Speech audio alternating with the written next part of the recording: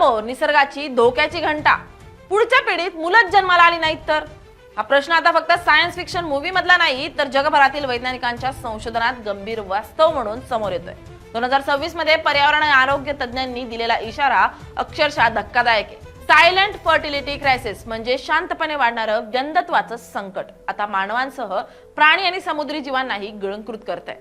या मागचं मोठं कारण म्हणजे फॉरेव्हर केमिकल्स, PFAS आणि काही कीटकनाशक। हे रसायन शरीरातील नैसर्गिक हार्मोन्सची नक्कल करतात आणि प्रजनन प्रक्रियेत गोंधळ निर्माण करतात।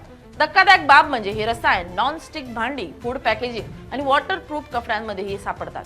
त्यातच 2026 मधील काही शहरी संशोधनांमध्ये मानवी प्लेसेंटा आणि टेस्टिसमध्ये मायक्रोप्लास्टिक 100% नमुन्यात आढळले।